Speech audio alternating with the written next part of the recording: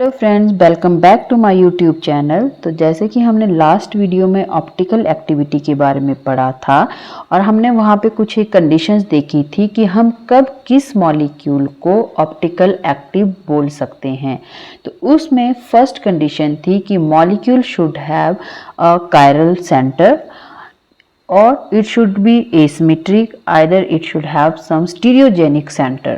तो अब ये सारी टर्म्स कायरल, एसिमेट्रिक और स्टीरियो सेंटर ये क्या होती हैं, तो आज की वीडियो में हम ये ही देखेंगे। ठीक है, जैसे कि हमें पता है कि जो कार्बन होता है वो sp3 हाइब्रिडाइज्ड होता है और इसका टेट्राहेड्रल स्ट्रक्चर होता है। ये स्ट्रक्चर इसका जे वॉन्टहॉफ और सी ली वेल ने दिया था। ठीक है, तो अगर जो sp3 hybridise orbital hybridise carbon है, इसके होते हैं फिर 4 बॉन्ड्स, जिसमें से कि 2 बॉन्ड्स आपके प्लेन में होते हैं और 2 बॉन्ड जो होते हैं वो आउट ऑफ प्लेन होते हैं। मीन्स एक आपका बिहाइंड द प्लेन है, एक आपका अबव द प्लेन है। ठीक है, अगर इन चारों बॉन्ड्स पे हम कोई जो सब्स्टिट्यूएंट्स लगाते हैं, उन सब्स्टिट्यूएंट्स के बेस पे हम इस कार्बन को 2 टाइप्स में डिवाइड कर सकते हैं। एक होगा आपका कायरल कार्बन, दूसरा होगा ए कायरल कार्बन। ठीक है, कायरल कार्बन क्या है? कायरल कार्बन हम उस कार्बन को बोलते हैं जब उसके अराउंड जो ये 4 सब्स्टिट्यूएंट हैं, ये चारों सब्स्टिट्यूएंट क्या होंगे? डिफरेंट होंगे। ठीक है, उस मॉलिक्यूल को हम क्या बोलेंगे? कायरल मॉलिक्यूल बोलेंगे। सारे के सारे सब्स्टिट्यूएंट देख लो यहाँ पे क्या है? डिफरेंट है। तो अगर ये डिफरेंट है तो ये कायरल हुआ। अब ए कायरल क्या हुआ? जब इन चारों सब्स्टिट्यूएंट में से कोई से 2 या फिर 3 जो हैं वो सेम हो जाएंगे, उसको हम बोल देंगे ए कायरल। अब ये जो कायरल कार्बन होता है इसको हम रिप्रेजेंट करते हैं एस्ट्रिक साइन से। मीन्स एक स्टार वाला साइन इसके ऊपर हम कार्बन के ऊपर लगा देते हैं। इस कार्बन को, जो कायरल कार्बन है, इस कार्बन को हम कायरल सेंटर भी बोलते हैं। क्यों कायरल सेंटर बोलेंगे? क्योंकि ये जो आपका स्ट्रक्चर बनता है ये एक टेट्राहेड्रॉन स्ट्रक्चर बनता है। ऐसे एक टेट्राहेड्रॉन टाइप का स्ट्रक्चर बनता है। ठीक है, और इस टेट्राहेड्रॉन में जो कार्बन होता है वो बिल्कुल सेंटर में प्रेजेंट होता है, तो इसीलिए इसको हम कायरल सेंटर भी बोल देते हैं। ठीक है, अगर हम मॉडल की हेल्प से देखें तो ये मॉडल है। ठीक है, इस मॉडल में ये आपका सेंटर में कार्बन है। ठीक है, पर ये वाला आपका कार्बन है, इसके अराउंड 4 डिफरेंट ग्रुप्स लगे हुए हैं। ऑरेंज है, दूसरा पिंक है, तीसरा आपका ब्लू है और ये आपका फ्लोरोसेंट ग्रीन है। ठीक है, तो ये मॉलिक्यूल क्या कहलाएगा? आपका कायरल मॉलिक्यूल कहलाएगा। ठीक है, अब अगर इसमें, इस मॉडल में मैं एक ब्लू बॉल निकाल करके इसमें एक पिंक और एक एटम लगाती हूँ तो ये मॉलिक्यूल इस तरह से बन जाता है। ओके, अब देखो ये 2 पिंक बॉल्स हैं, मीन्स ये 2 सेम एटम्स हैं और ये एक 2 क्या हैं? आपके डिफरेंट एटम्स हैं। क्लियर है? तो इस तरह का जो मॉलिक्यूल होगा उस मॉलिक्यूल को हम क्या बोलेंगे? ए कायरल बोलेंगे। ठीक है, अच्छा, ए कायरल, ये कायरल और ए कायरल हमने देख लिया on the basis of substituent की किस तरह से आपके सब्स्टिट्यूएंट है। अगर डिफरेंट है तो कायरल, अगर आपके सेम का एटम्स आ जाते हैं तो वो क्या हो जाता है? ए कायरल हो जाता है। अब जो आपका कायरल कार्बन होता है उसको हम एसिमेट्रिक कार्बन सेंटर भी बोलते हैं। क्यों एसिमेट्रिक बोलेंगे? अगर हम इस मॉलिक्यूल को देखें तो देखो किसी भी तरह की कोई सिमेट्री नहीं है, सब कुछ अलग अलग प्रेजेंट है, तो कोई किसी भी तरह की कोई सिमेट्री यहाँ पे प्रेजेंट नहीं है, तो इसीलिए इसको हमने क्या बोल दिया? एसिमेट्रिक कार्बन सेंटर भी बोल देते हैं। लेकिन जो हमारा ए कायरल कार्बन है उसमें आपके पास क्या आ जाती है? सिमेट्री आ जाती है। कैसे आएगी उसमें सिमेट्री? अगर मैं इस मॉलिक्यूल को देखूं, देखो ये वाला मॉलिक्यूल है। ठीक है, तो अगर मैं ये वाला मॉलिक्यूल को इस तरह से काटती हूँ, इन 2 एटम्स के से होते हुए काटती हूँ ऐसे करके, ठीक है, तो क्या होगा? ये एटम इस एटम को रिफ्लेक्ट कर रहा है, मतलब कि ये इसमें बिल्कुल इक्वल हाफ में काट सकता है। ठीक है, तो सिमेट्री यहाँ पे क्या आ गई? आपकी प्रेजेंट हो गई। यहाँ से काटना है मुझे मॉलिक्यूल को। ठीक है, इस वाले से होते हुए और ये पूरा ऐसे काट के, तो ये आपका यहाँ पे इस पार्ट में क्या आ गया? पिंक बॉल आ गई, इसमें भी क्या आ गई? पिंक आ गई। तो यहाँ पे एक सिमेट्री प्रेजेंट होती है। तो सिमेट्री प्रेजेंट होने की वजह से इस टाइप के मॉलिक्यूल्स को हम क्या बोलते हैं? सिमेट्रिक सेंटर या सिमेट्रिक कार्बन भी बोल देते हैं।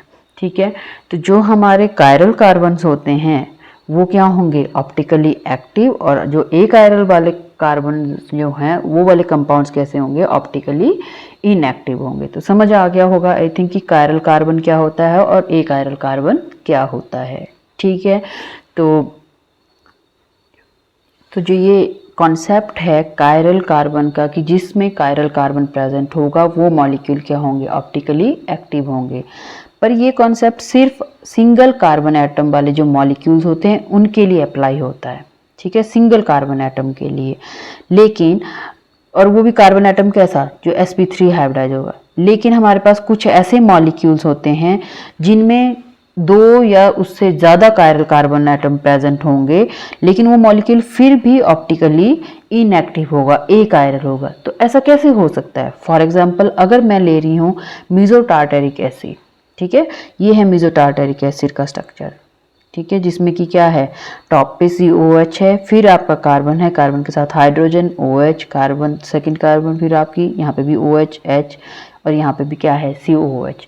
अगर मैं इस पर्टिकुलर कार्बन को देखूं तो इस कार्बन के साथ यहाँ पे एक ग्रुप ये है, दूसरा ग्रुप H है, तीसरा ग्रुप आपका OH है, और फोर्थ ग्रुप आपका ये पूरा ग्रुप है। तो ये कार्बन जो है क्या हुई, कायरल हुई। ठीक है, सिमिलरली अगर मैं इस कार्बन को देखती हूँ तो ये भी कैसी होती है, कायरल होती है। First atom, second atom, third atom and fourth atom, all the substituents are different here. ठीक है, तो ये भी क्या हुआ, कायरल। तो इट मीन कि इस मॉलिक्यूल के पास 2 कायरल सेंटर है। बट जब हम इस मीसोटार्टेरिक एसिड की ऑप्टिकल एक्टिविटी देखते हैं तो वो आपकी आती है 0, मीन्स ये मॉलिक्यूल क्या है, ऑप्टिकली इनएक्टिव है। ठीक, ऐसा क्यों हुआ, क्योंकि इस मॉलिक्यूल के पास क्या है, सिमेट्री है। और मैंने अभी ऊपर बताया कि अगर हमारे पास सिमेट्री आ जाती है तो वो मॉलिक्यूल कैसा हो जाता है, ए कायरल हो जाता है। तो ये मॉलिक्यूल भी एज ए होल क्या हो जाता है, ए कायरल हो जाता है। ठीक है, due to presence of this symmetry. तो 2 कायरल कार्बन होने के बावजूद भी ये मॉलिक्यूल कैसा है, ए कायरल। तो अगर हम नेक्स्ट एग्जांपल देखते हैं जिसमें कि 2 कायरल कार्बन हैं, 2 डिफरेंट कायरल कार्बन हैं। ठीक है, तो इस मॉलिक्यूल में ये भी कायरल कार्बन है, ये भी कायरल कार्बन है। यहाँ पे देखो CH2OH है, ये OH है, ये H है, और इस पे क्या है, ये पूरा ग्रुप फोर्थ वाला। और इस कायरल कार्बन के अराउंड क्या है, COOH है, H है, OH है, और ये पूरा फोर्थ ग्रुप प्रेजेंट है। तो 2 कायरल कार्बन हैं लेकिन किसी भी तरह की यहाँ पे सिमेट्री प्रेजेंट नहीं है, तो इस मॉलिक्यूल को हम बोल देते हैं एसिमेट्रिक। और साथ में इस पे क्या बोलेंगे, ये कैसा होगा, कायरल और ऑप्टिकली एक्टिव भी होगा। ठीक है, तो अब ये जो कायरल सेंटर की प्रेजेंस की वजह से कोई मॉलिक्यूल सिमेट्रिक बन रहा है या एसिमेट्रिक बन रहा है, तो ये थोड़ा कंफ्यूजिंग हो जाता है। फर्स्ट एग्जांपल में हमने देखा कि कायरल कार्बन हैं, कायरल सेंटर्स हैं, इवन दो वो मॉलिक्यूल क्या है आपका सिमेट्रिक है। और इसमें क्या है, 2 कायरल कार्बन हैं बट ये क्या है, एसिमेट्रिक है। तो ये थोड़ी कंफ्यूजिंग टर्म्स हो जाती हैं। तो इसके लिए नई टर्म जो है वो स्टीरियो सेंटर जो है वो एग्जिस्टेंस में आई। अब स्टीरियो सेंटर या स्टीरियोजेनिक सेंटर क्या होता है, तो मिस्लोव और जे सैगल जो थे उन्होंने बोला कि ये एटम नहीं है, ये कार्बन एटम नहीं है जो कि कायरल होता है, बल्कि ये एक पूरा मॉलिक्यूल है जो कि क्या होता है, कायरल होता है। ठीक है, तो अब ये जो मॉलिक्यूल की प्रॉपर्टी होती है उसको कायरल बनाने की, उसको हम बोल देते हैं कायरलिटी। ठीक है, मॉलिक्यूल की जो पूरा ज्योमेट्रिकल जो उसका स्ट्रक्चर है वो पूरे मॉलिक्यूल के कायरल होने को अफेक्ट करता है, उसके पूरे पार्ट को अफेक्ट करता है। तो वो एटम कायरल नहीं रह जाता बल्कि पूरा मॉलिक्यूल जो है वो कायरल होता है। ठीक है, अगर मैं बोलूँ कि कोई टेट्राहेड्रल कार्बन होता है जो sp3 हाइब्रिडाइज होता है, अगर उसके सारे चारों जो सब्सटेंट हैं वो डिफरेंट होंगे तो मैं उसको सिंपली कायरल सेंटर बोल रही थी। लेकिन कुछ मॉलिक्यूल्स ऐसे भी होते हैं जिनमें कि कार्बन एटम जो होता है वो sp2 या sp हाइब्रिडाइज होता है, तो वो भी तो आपके कायरल होते हैं। फॉर एग्जांपल के लिए अगर मैं ज्योमेट्रिकल आइसोमर्स में सिस और ट्रांस लूँ तो वो भी क्या हैं, आपके कायरल मॉलिक्यूल्स हैं और उनकी ऑप्टिकल एक्टिविटीज़ होती हैं।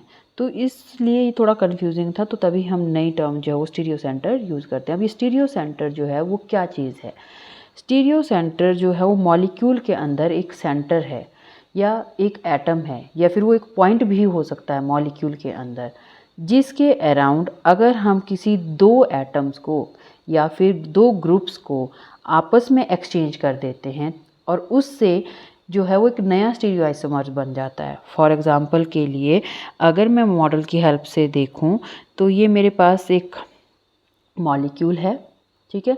इस मॉलिक्यूल में देखो, इस मॉलिक्यूल में ये आपके पास ऑरेंज और ये ब्लू वाला जो है, अगर मैं इसको एक प्लेन में ले लेती हूँ तो दूसरा क्या होगा आपके पास, ये आपका बिहाइंड द प्लेन है और ये क्या है आपका अबव द प्लेन है, ठीक है।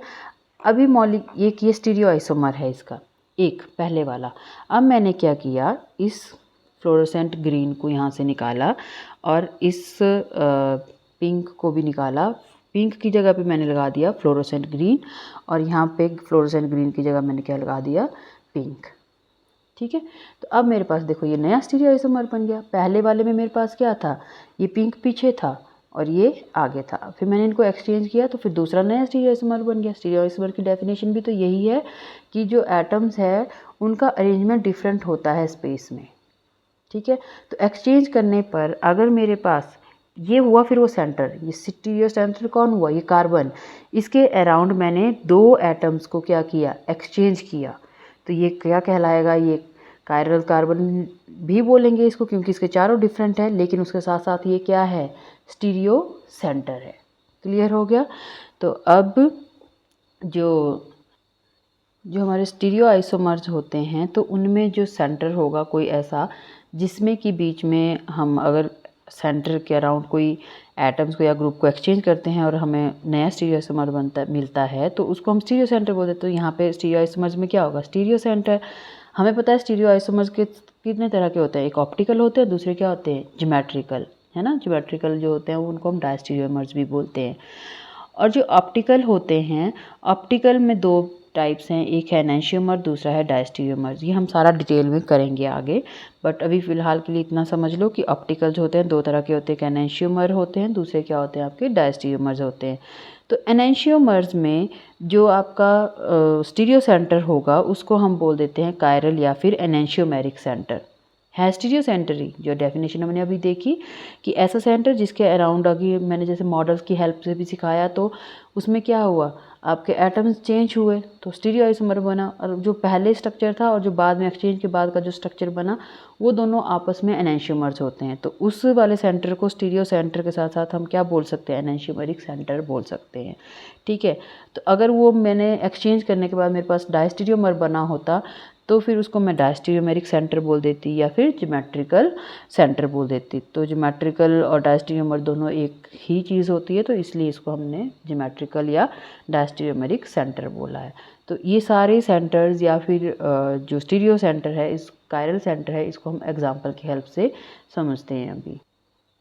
फॉर एग्ज़ाम्पल के लिए अगर मैं 2-ब्यूटेनॉल ले लेती हूँ तो 2-ब्यूटेनॉल में अगर हम देखें तो देखो ये कार्बन है, ये आपका CH3, ये आपका CH, फिर आपका क्या आ गया C2H5 और सेकंड पोजीशन पे आपका क्या लगा है OH। तो 2-ब्यूटेनॉल है ये। तो इसमें जो ये सेकंड पोजीशन वाला कार्बन होता है ये कैसा होता है, कायरल कार्बन होता है। मतलब कि ये चारों सब्स्टिट्यूएंट देखो, यहाँ पे CH3 है, ये OH है, ये H है और ये क्या है C2H5। तो चारों जो हैं वो डिफरेंट है। तो ये एक आइसोमर है, स्टीरियो आइसोमर। अगर मैं इन दोनों एटम्स को OH और H को एक्सचेंज कर देती हूँ, अभी OH कहाँ पे है, वेज पे है, और H कहाँ है, डैश पे है। मैंने इनको एक्सचेंज किया, मतलब OH अब किस पे आ गया आपका, डैश पे, और H कहाँ चला गया, वेज पे। तो ये अलग आइसोमर है, ये दूसरा अलग आइसोमर है ना, दोनों अलग, क्योंकि स्पेस में जो है एटम्स का अरेंजमेंट क्या हो गया, डिफरेंट। तो ये एक स्टीरियो आइसोमर है, ये दूसरा स्टीरियो आइसोमर है, और ये दोनों स्टीरियो आइसोमर आपस में कैसे हैं, ये एनेंशियोमर्स हैं। ऑप्टिकल आइसोमर का जो पार्ट थे वही है ये एनेंशियोमर। तो ये कार्बन कायरल सेंटर तो था ही था, बट ये उसके साथ साथ क्या है, स्टीरियो सेंटर भी है। क्यों, क्योंकि इसने एक्सचेंज के बाद हमें क्या दिया, नया स्टीरियो आइसोमर दिया। क्लियर। तो इसीलिए इस कार्बन को हम जो स्टार से हमने रिप्रेजेंट किया है, ये स्टीरियो सेंटर भी है और साथ ही ये क्या है, कायरल भी है।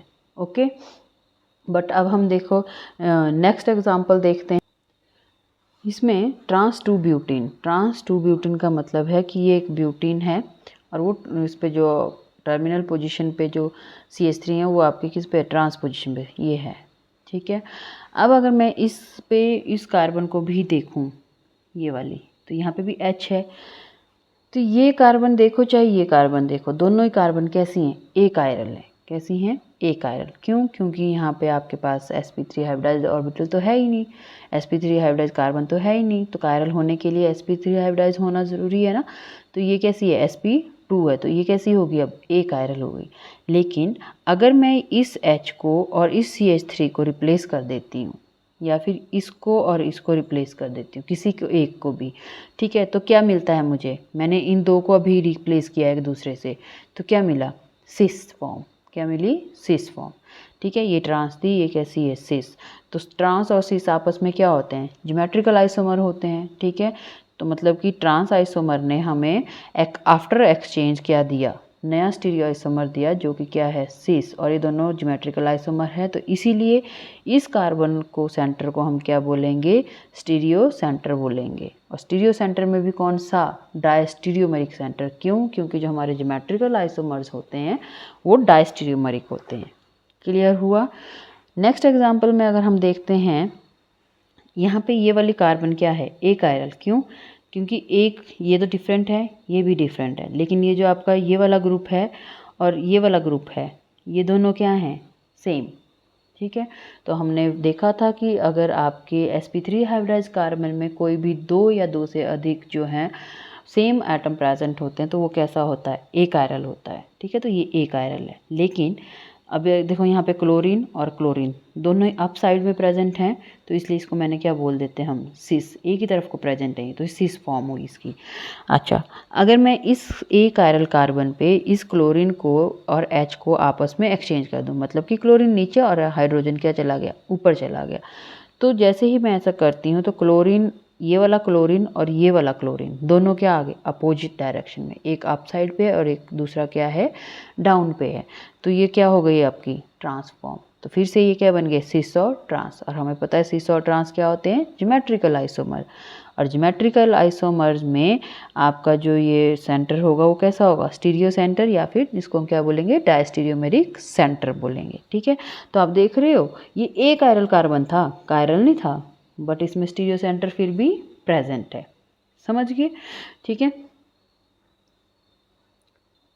तो अगर हम कंक्लूड करें तो हम बोल सकते हैं कि जितने भी कायरल सेंटर्स होते हैं, ठीक है, जो कायरल सेंटर था वो स्टीरियो सेंटर तो होगा ही होगा, जैसे कि हमने फर्स्ट एग्जांपल में देखा था कि वो कायरल भी था और स्टीरियो सेंटर भी था। ठीक है, तो all the chiral centres are stereo centre और स्टीरियोजेनिक, बट जितने भी फिर हमने उसके बाद स्टीरियो सेंटर देखे वो सारे कैसे थे, एक कायरल थे। तो इसका मतलब ये हुआ कि सारे स्टीरियो सेंटर जो हैं वो कायरल नहीं होते हैं। कायरल सेंटर सारे स्टीरियो सेंटर हैं, लेकिन सारे स्टीरियो सेंटर कायरल नहीं हैं। समझ गए। तो स्टीरियो सेंटर जो है एक ब्रॉड टर्म है और कायरल जो है उसके अंदर एक छोटी सी टर्म है। क्लियर है। अगर मैं और एग्जांपल्स देखूं, जैसे फॉर एग्जांपल के लिए मेरे पास यहाँ पे ये वाला मॉलिक्यूल लिखा है, तो एक कार्बन ये है, एक कार्बन ये है, ये भी है, ये भी है हमारे पास कार्बन। तो ये तो आपकी क्या है, CH3 है, तो यहाँ पे तो 3 हाइड्रोजन एटम है, तो ये तो कायरल नहीं हुई कार्बन। और ये भी क्या है, CH3 है, तो ये भी कायरल कार्बन नहीं हुई। और यहाँ पे क्या है, CH2 है, तो ये भी आपके 2 हाइड्रोजन आ गए, तो ये भी कायरल नहीं हुई। कौन सी कायरल है, सिर्फ ये। इसके पास एक CH3 है, दूसरी तरफ को क्या है, CH2 CH3 है, और यहाँ पे क्या है, Cl, और एक आपका क्या है, H। तो ये कैसी है, कायरल। ठीक है, तो मतलब कि यहाँ पे एक कायरल सेंटर है। स्टीरियो सेंटर होगा कि नहीं, वो हम कैसे देखेंगे, ये H और Cl को रिप्लेस कर दो, यहाँ पे Cl इधर आ जाएगा, H इधर आएगा, तो वो आपका नया स्टीरियो आइसोमर होगा। तो इसमें स्टीरियो सेंटर भी प्रेजेंट है। ठीक है, फिर आ जाता है सेकंड एग्जांपल, जो कि सिस ब्यूटीन है। इसमें दो जो हैं वो आपके ए कायरल एटम्स हैं, ये कायरल नहीं है। ये इन पे जो मैंने स्टार लगाए हैं, स्टार का मतलब कायरल का नहीं है। ये कैसे हैं, ए कायरल हैं, लेकिन ये ए कायरल जो है कैसे हैं, फिर ज्योमेट्रिकल आइसोमर बनाते हैं। अगर मैं इसको एक्सचेंज कर दूं इस वाले H से, ठीक है, तो ये CH3 कहाँ चला जाएगा, ऊपर चला जाएगा, तो वो कौन सी फॉर्म बन जाएगी, ट्रांस बन जाएगी। तो सिस जो है वो ट्रांस में कन्वर्ट हो जाएगी after the exchange of these two atoms. तो वो दोनों क्या होंगे, क्या होगा आपका, वो ज्योमेट्रिकल आइसोमर बने। सिमिलरली अगर मैं इस कार्बन पे करती हूँ तब भी क्या होता है, इसको छोड़ दिया, अब मैंने इस वाले को एक्सचेंज किया, इसको और इसको, तो ये CH3 यहाँ रहेगा और ये वाला फिर जब एक्सचेंज के बाद कहाँ चला जाएगा, ऊपर चला जाएगा। तो वो भी कौन सी बनी आपकी, ट्रांसफॉर्म। तो बोलने का मतलब है कि ये दोनों कार्बन जो हैं, जहाँ पे मैंने स्टार लगाए हैं, ये दोनों कार्बन जो हैं कैसे हैं, ज्योमेट्रिकल सेंटर हैं। तो ज्योमेट्रिकल सेंटर जो हैं, तो फिर इसका मतलब कि इसमें 2 स्टीरियो सेंटर प्रेजेंट हैं। ठीक है, इस मॉलिक्यूल में देखें तो ये जो 2 हैं, ये तो आपके कैसे हैं, ज्योमेट्रिकल वाले, और ये कैसा है आपका, कायरल। ठीक है, तो टोटल स्टीरियो सेंटर कितने हो गए, 2 ज्योमेट्रिकल प्लस 1 कायरल, तो कितने हो गए टोटल, 3 स्टीरियो सेंटर्स हो गए। क्लियर हो गया। तो एक और नोट करने वाली चीज़ है कि जो हमारे कायरल सेंटर्स होते हैं वो तो टेट्राहेड्रल हाइब्रिडाइज होते हैं, sp3 हाइब्रिडाइज होते हैं। ठीक है, लेकिन जो स्टीरियो सेंटर है वो हमेशा टेट्राहेड्रल नहीं होते, वो आपके sp2 हाइब्रिडाइज भी हो सकते हैं। क्लियर है। तो ये था आज का कि कायरल सेंटर या फिर एसिमेट्रिक सेंटर या स्टीरियो सेंटर क्या होता है। आई होप कि आपको ये वीडियो समझ आ गई होगी। तो आज के लिए इतना ही। Thank you very much.